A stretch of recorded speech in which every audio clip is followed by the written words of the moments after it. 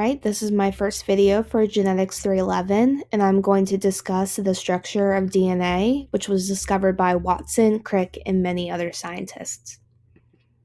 So here I have a couple different images of DNA. The one thing they all have in common is that they're left-handed helixes.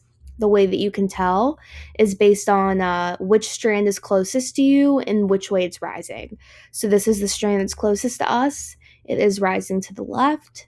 This is the strand closest to us. It is rising to the left. And the same with all 5 of these.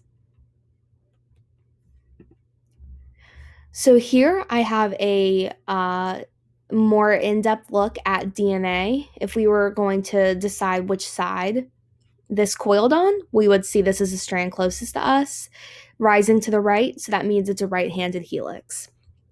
Here we have our major and minor grooves. Major groove has more space in between the phosphate backbone. Minor groove has less space. This phosphate backbone is made up of sugar and phosphate. And in between here are base pairing. So you have 4 different bases. You have adenine, thymine, guanine, and cytosine. And so C and G pair, A and T pair. They are held together by weak hydrogen bonds. C and G have 3 of those. A and T only have 2 hydrogen bonds.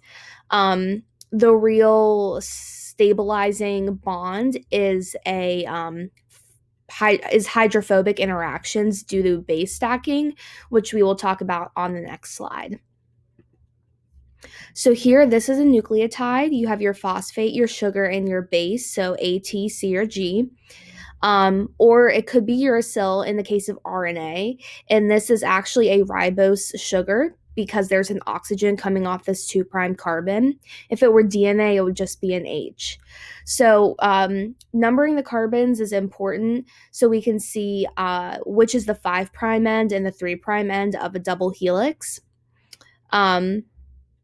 So your 5' end here attaches to a phosphate, and then this oxygen is going to attach to the 3' carbon on the nucleotide above it.